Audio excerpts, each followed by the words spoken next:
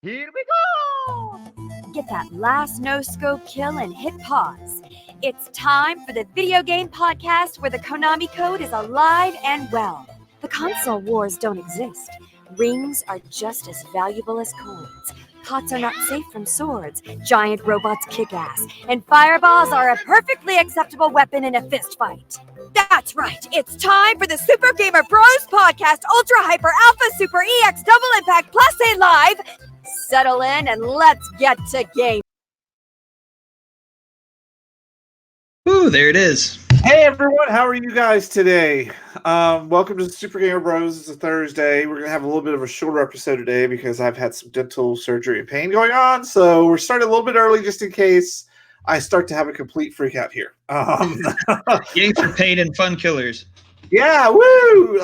Like I was telling Cynic when I'm Slayton, joined by Cynic, your Kaiju Live Gamers host. I was on Vicodin the other night and I did some binge shopping on Amazon. Did not even remember till I got here. So he got a good laugh at me, and I would show it to you, which I might have to go grab it to show you my bizarre binge shopping. But when you know me, it's not that bizarre. Yeah, please, you gotta show us what you did while you were high on painkillers.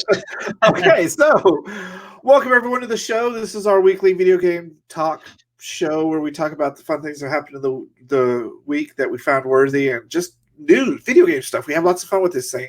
Pocky is out today, but he'll be joining us probably more often as we go forward from here out. So let's start the week with our normal question of the week, which we decided last week, which was what was your best boss battle? And I'm going to let Cynic start this one. Best boss battle. I'd have to say it'd probably have to be Charku Viten from, if I'm saying that correctly, from Asura's Wrath. And for anybody who's played Asura's Wrath, it is the whole thing is a boss battle mixed with a few like kind of Devil May Cry knockoff mechanics where you press one button to hit stuff and another button to shoot stuff. So it's not terribly complicated, but the boss fights are amazing.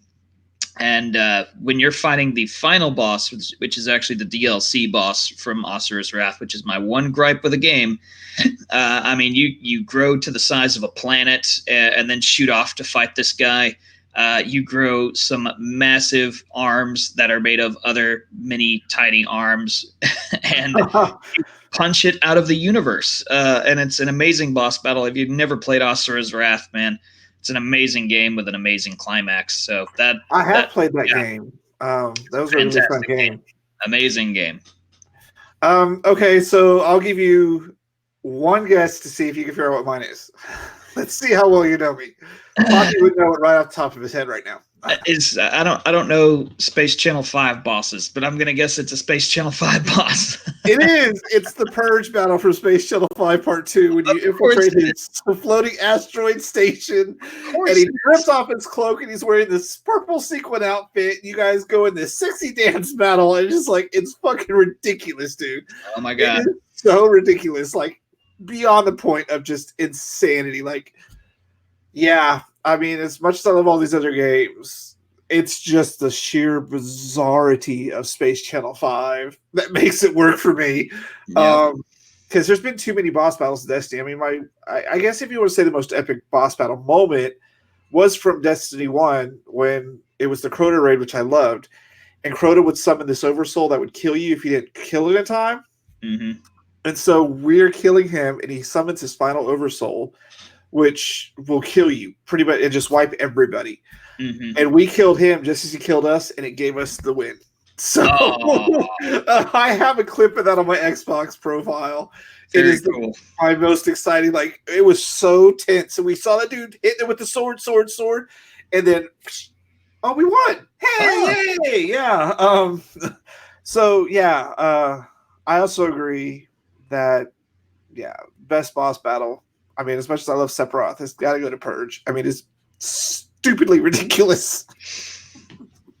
Okay, so I'm going to go grab this package real quick. But while I'm doing that, it's time to do what has been on our mind this week. So I'm going to let Cynic take over, and I'll be right back. Sure. Well, we might as well get that done.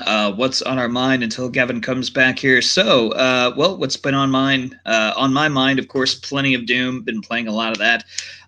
Been playing a lot of Breath of the Wild, which I mentioned to Gavin that I've been playing a little bit. So pretty much for the past couple of weeks, it's been the same thing.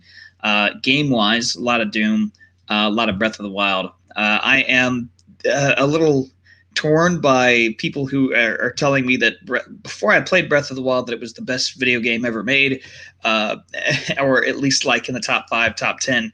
And I really enjoy the game. I really do. It's not up to that kind of hype. There are still some built-in mechanics there that are incredibly frustrating if you haven't played Breath of the Wild. Like everything you use breaks, except for the Master Sword, which does have to recharge and shatters like it does break. So, yeah, I've been borrowing Gavin's Breath of the Wild for a little bit now, and I'm pretty sure I'm almost done with it. So I guess I will be sending that to you whenever, Gavin. Definitely not a top 5 best video game of all time. I've had some people tell me it's the greatest ever, and I disagree, but it's fun. So I suppose I could go on a rant about those broken mechanics later. But yeah, they have some weird mechanics in there. Yeah, mainly just like the weapon shattering stuff. I don't really like it in games where weapons shatter because you work like in Minecraft. It kind of makes sense because it's a survival game. But come on, y'all.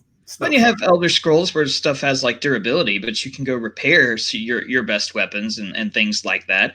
Whereas at Zelda, you get like the legendary trident, and they're like, "Ooh, yeah. I've searched for the legendary trident forever. I used it against one of those Lionel things, which isn't even a boss, just a very strong enemy." And it shatters like a fourth of the way through his health. And I'm like, wow, this legendary weapon. And I go and talk to, one of the people, and they're like, oh, I never thought I'd see the legendary weapon. Yeah, give me a diamond and some flint, and I'll make another one. What do you mean you'll make another legendary weapon? Yeah. What's the point if it's going to shatter on me? All right, so what's been on my mind this week is, well, one... overnight on Vicodin for Pain shopping. If you know me, this makes perfect sense. But a friend of mine's mom, her name is Terry. She and I are big Disney fanatics, and we're constantly talking about things we find online. And a couple months ago, we discovered there was this line of dolls. And you've seen my house, Cynic. This should not come as a surprise to you. No. But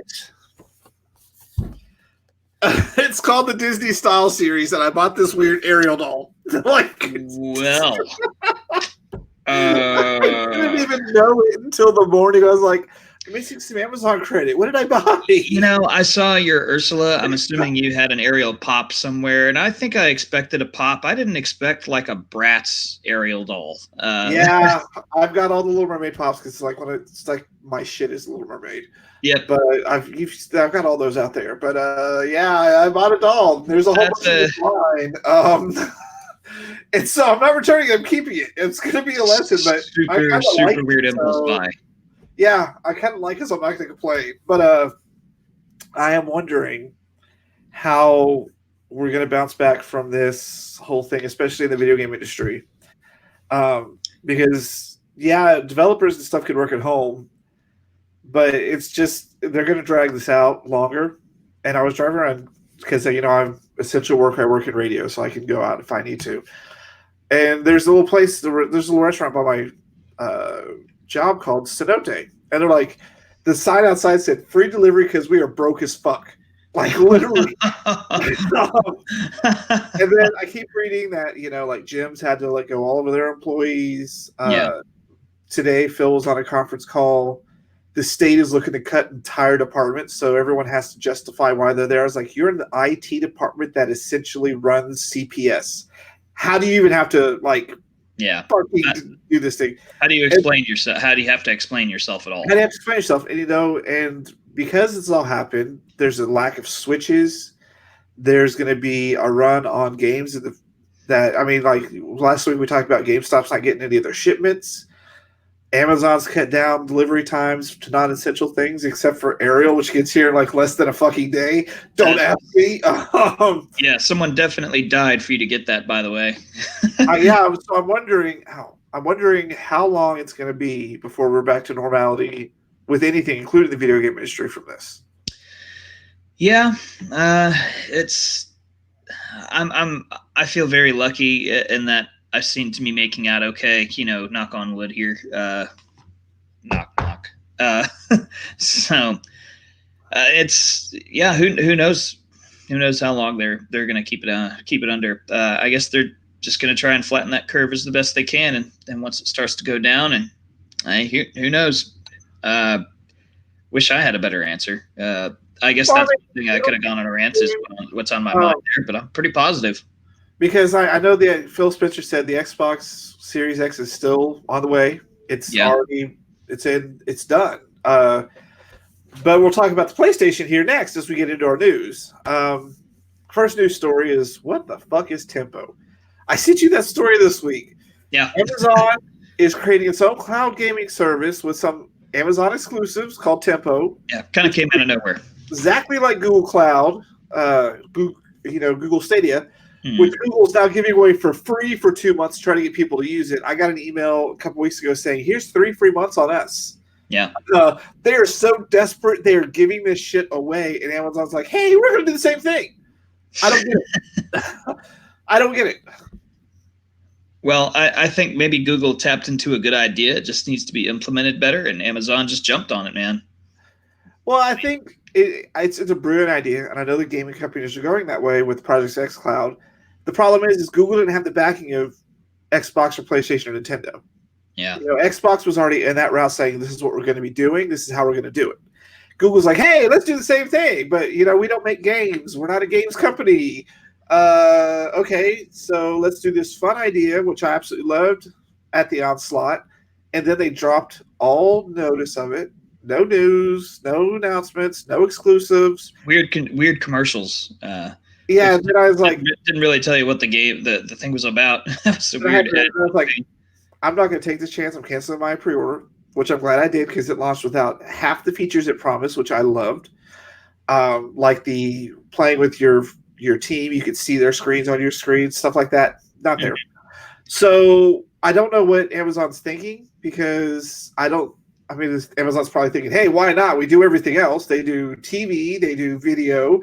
They have their own video on demand service. They do their own series. They pretty much everybody buys from them. They have their own warehouses. They have their own delivery network. They have their own internet service.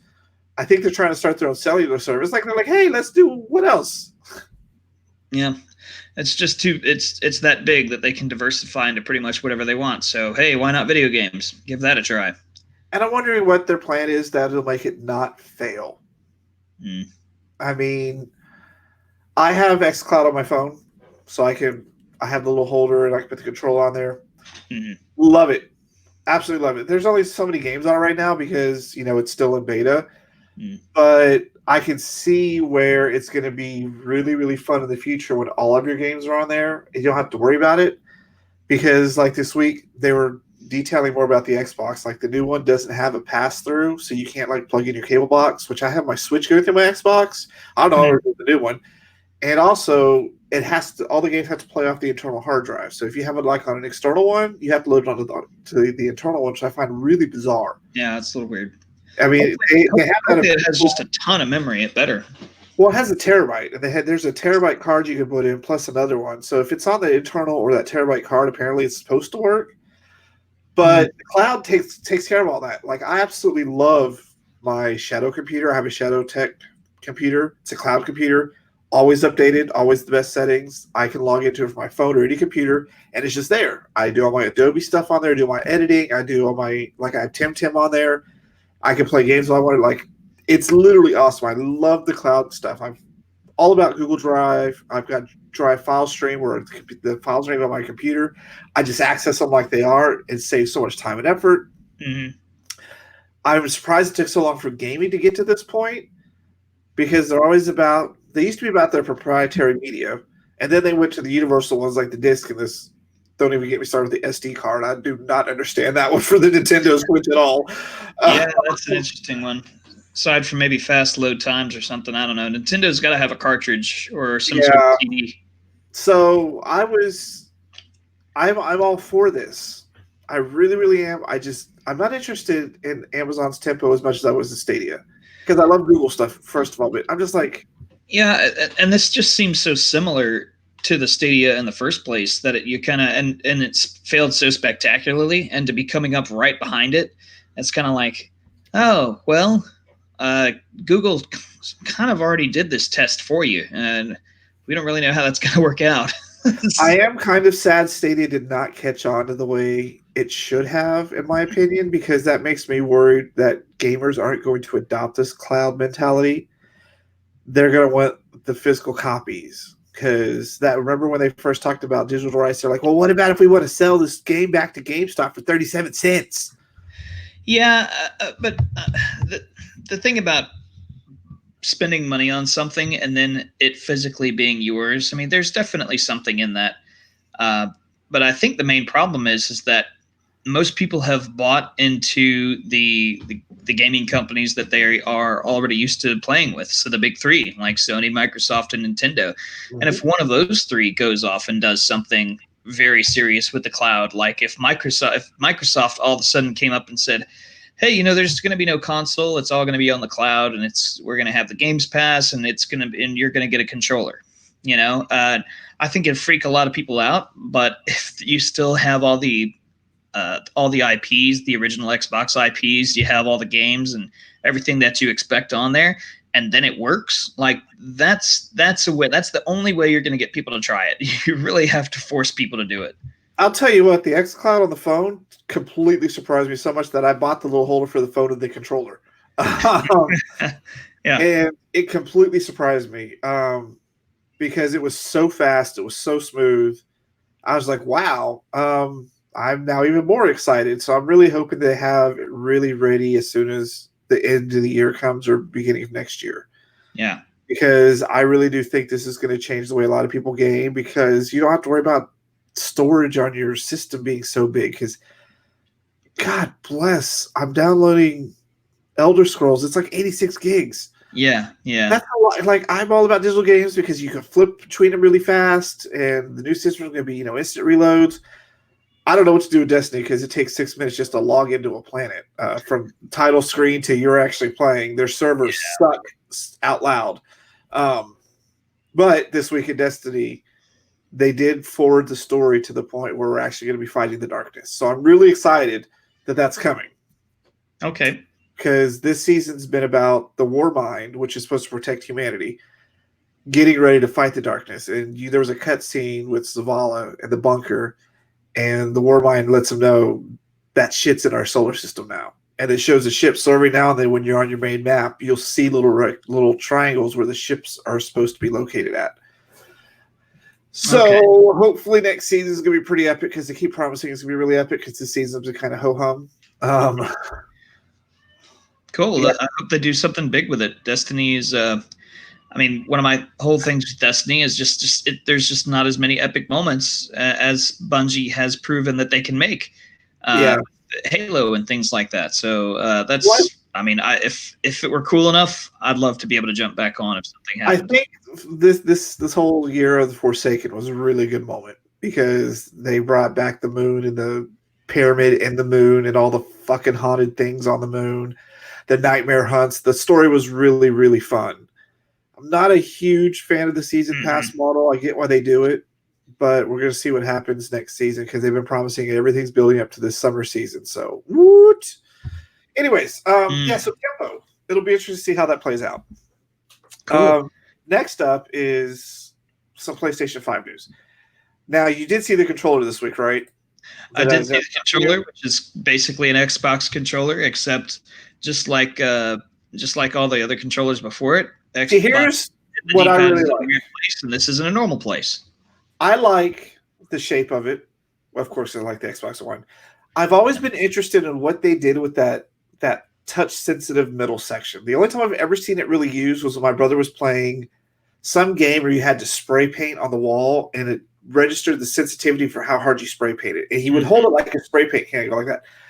I don't really know what else they do with that type of sensitivity because I don't have PlayStation 5.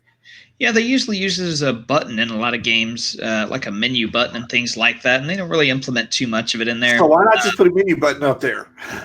Yeah, you got me. That's a lot of real estate for a menu button.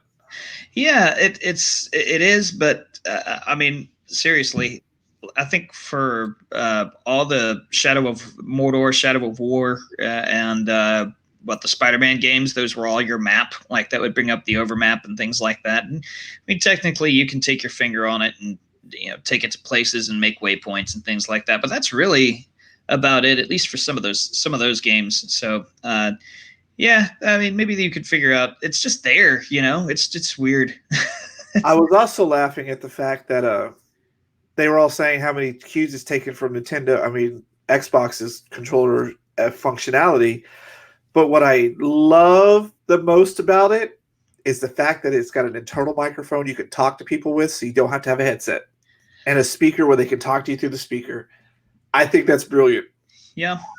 That's pretty cool as long as you could quickly mute people in most games that you play, just in case you don't want to hear all that. You can't really quickly mute anybody in a game when you're playing because you have to go to the party and mute them, and that takes you out of the game. You're dead by the time you finally mute them. No, what I do is I literally go create a party for myself, and just that's it.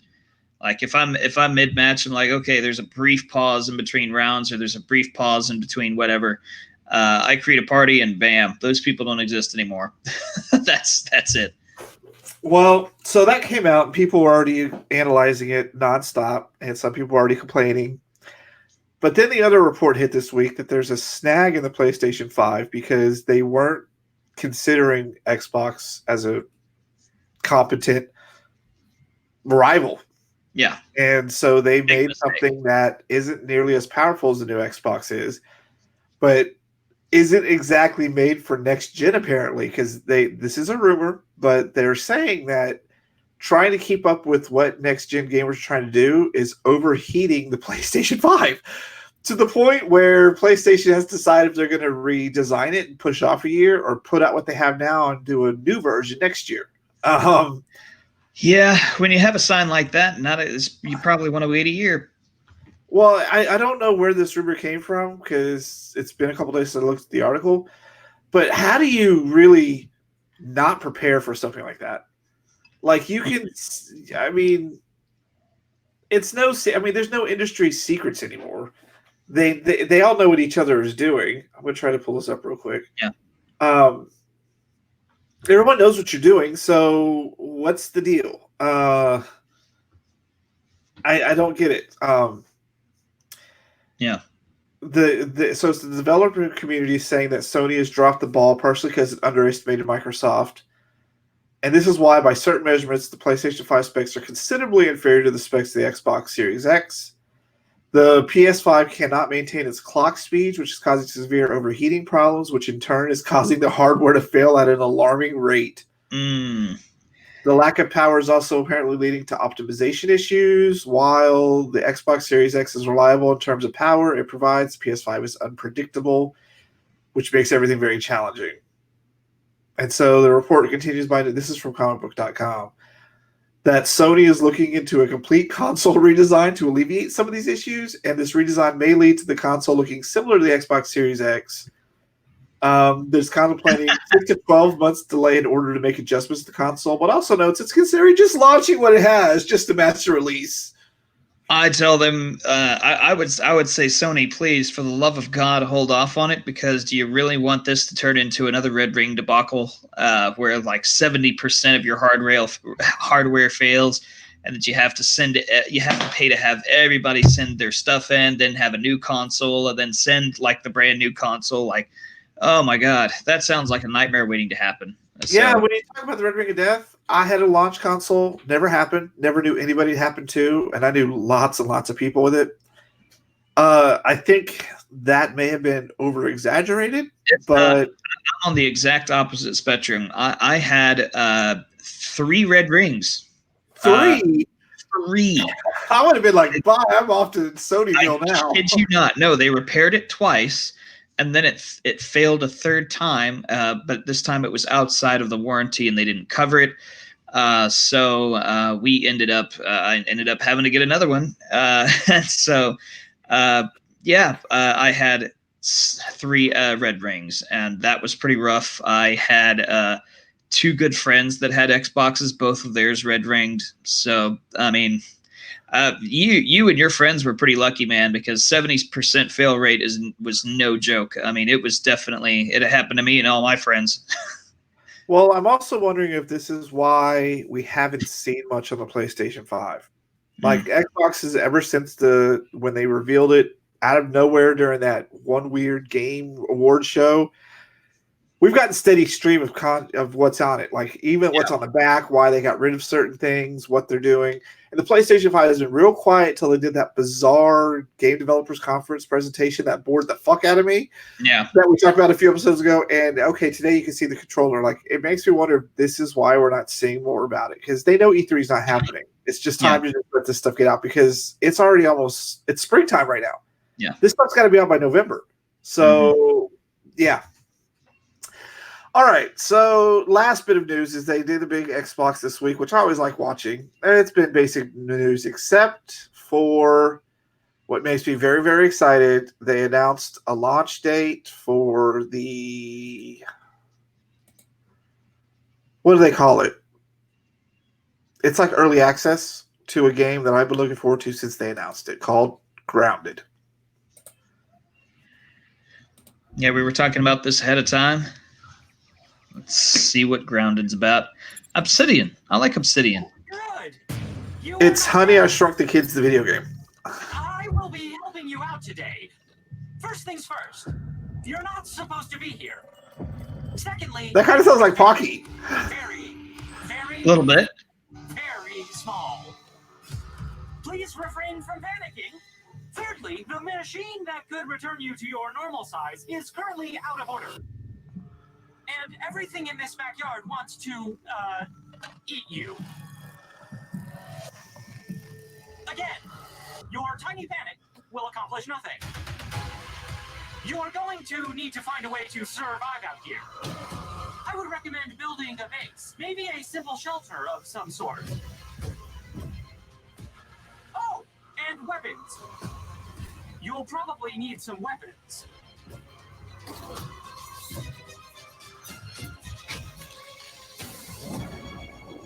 But you should be fine. Unless you get eaten. You'll either be fine or you will be dead. It's really up to you.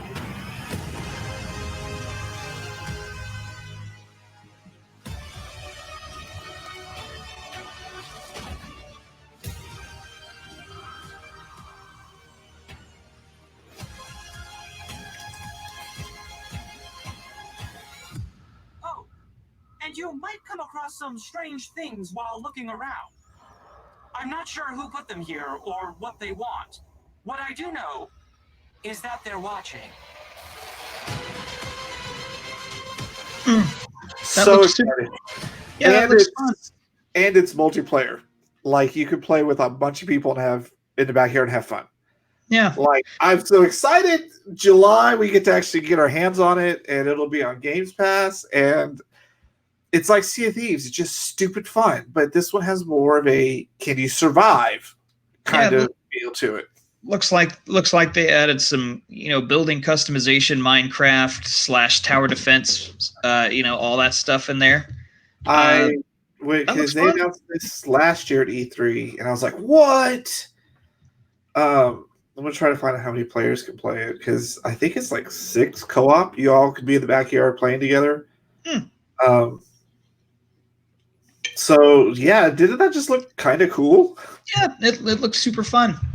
I kind of had like a Wall-E, Bugs Life, like ants kind of like animated feel to it, while adding in all the Fortnite stuff into it, or Minecraft, whatever. It just looked fun. Having a shrunken setting where you're shrunk and everything's big. I just don't see that kind of thing in video games much at all.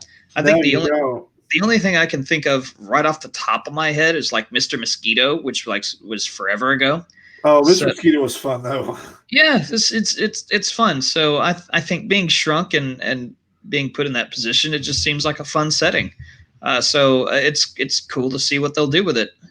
Please I be on think Games Pass. it's going to be on Games Pass because it's an Xbox game. I think it's up to Yay! 4 players can play together.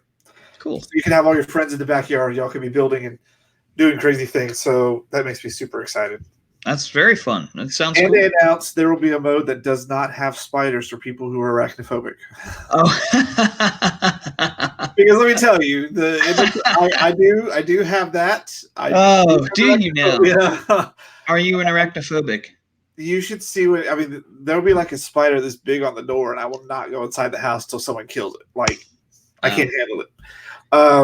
Spiders are good for the environment, man. I know. I've tried to let it be. Gotta love your spiders. But I've let it be as much as I can.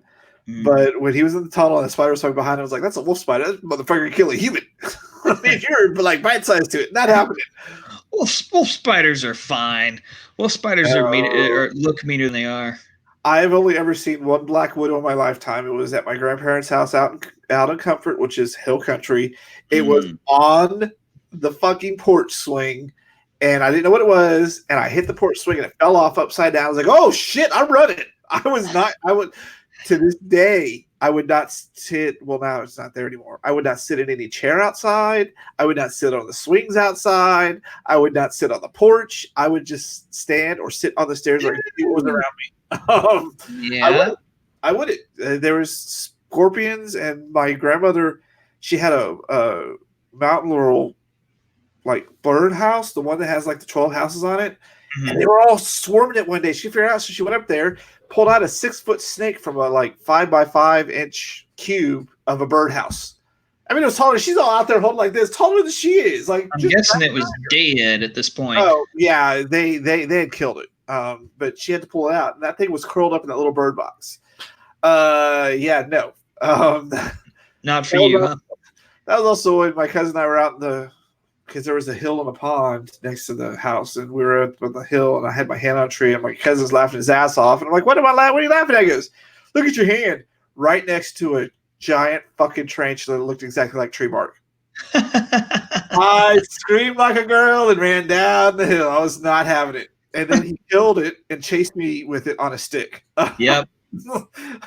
Yeah, I don't do it. I can't. Those are good times. Really good times. Thanks for giving me some ammo for our next visit. You have no idea. You have no idea. Like Josh Prime is the keeper of stories, and he has lots of spider stories. Yeah, no. All right, so that's been it for this episode. Hope you guys have had fun with us. Look on our social media to find our question for next week. I'm pretty sure I won't be in this much soreness and pain. But yeah, that's been it for this week. We'll see you guys next week. And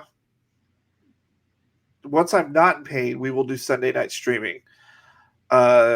Just because late at night I get just weird on pain pills. I don't like the way they feel. Sounds like fun. Well, I don't know if I told you. So this was my second surgery. The first surgery, the dentist used the laughing gas. What is it called? NOS? Yeah, I know what you're talking about. So I have a really high tolerance for everything because I'm perma-fried because of the way I was born. So they were testing it out because they knew I was perma-fried. So they had it on like, I think half setting. And I was like, oh, I don't really feel anything. So we'll just give it a couple minutes. I was like, well, I really don't feel anything. So they came back and they're like, oh, the tank is empty. Let me replace it real quick. So she replaced it. It was on full fucking blast, dude. I felt like my face was melting off. The tiles of the ceiling were going, I was not fun. Oh my God. She came back like 5 minutes later. I was like, it's like butter melting or something. She goes, oh my God, it's on full blast. I'm so sorry. Oh, man. It's fine. Yeah, no. I did not like that. I did not like the way Vicodin makes me feel. I don't like that stuff. It's just, I mean, it helps, but I have to take 2 Vicodin because I have the high tolerance. So yeah, by the time it kicks in, I've got cotton mouth and I'm buying Ariel dolls on Amazon. So yeah, you just need to take 2 and turn out the lights, buddy. I did. But apparently I woke up at midnight. It was on Amazon. Just unplug everything. Just make it as hard as possible for you to purchase while you're knocked out. Yeah, so got a problem there.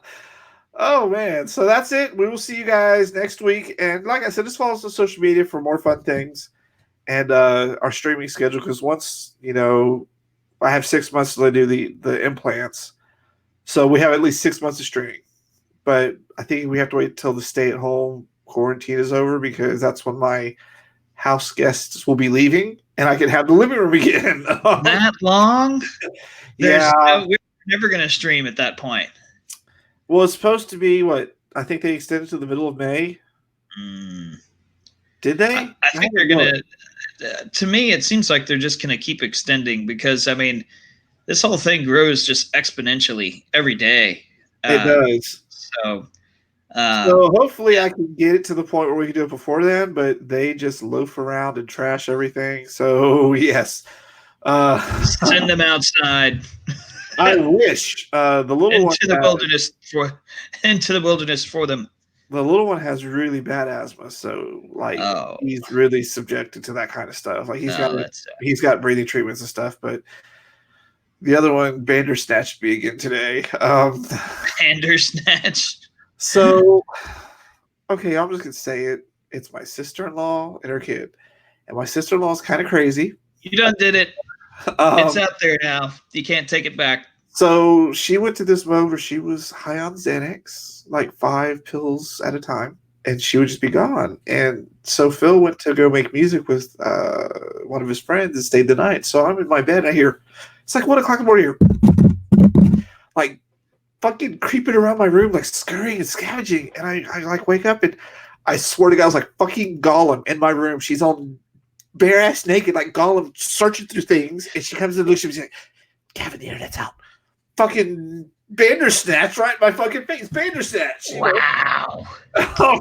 So my Bandersnatch. So my cousin and I make jokes about it. And today, I was walking to go get some water in the kitchen, and everyone's in the living room, and she just walks out there full on naked. I got Bandersnatched again. So, you guys now know. Bandersnatched. I mean, 1 o'clock in the morning, half awake. Bandersnatched right in your face. It's not happening. No. No, it's not good. I can't believe I put that in there. It's there forever now. All right. Yeah, no, it's there forever, and you can't take it back. And you're gonna have to tell me the rest of the story because it's too damn funny. Oh my God! So I will send random pictures of Gollum to my brother saying, my cousin saying, "You got Bandersnatched," and it just God. And so today he called me before this. He was on the phone because it was Phil's birthday. And he's like, "Oh, and I got Bandersnatched again." And he dropped the phone laughing. He goes, "How the fuck did you get Bandersnatched in the middle of the day?" I was like, "Well, I went to get some water, and everyone's in the living room, and she just walked out there naked." Wait. She had no problem walking out naked in front of her kid. I said, "That's just." I mean, at a certain age, that's okay. But like, even now, my little one's just now 4 months, and like, I gotta put some boxers on before I interact with her. Like, baby don't need to be burning that into her little memory. That's just creepy, dude. Like, that's just creepy. No, Bandersnatched. So when I tell you I got Bandersnatched, you'll know exactly what I'm talking about. Yeah, I'm just gonna die laughing, and we'll have to put a link in the description for this particular podcast. Oh my God, because it's out there forever now. It was so fucking not right. The internet's not hot. Goddamn Gollum in my room. What the? And the thing is I don't sleep with absolutely all the lights off. I have these night lights on the house that shine light on the floor because I often get up and walk around at night. And I have so there's minimal lighting. You just see shadows on the wall, just all creeping around like that. And there's snatch right in your face. Like, oh my God. Bandersnatched. Must turn off on and off, my precious. I just did Yoda. I don't know what that was. We're away now. This has been too much. We'll see you guys next week. Bye. Bye.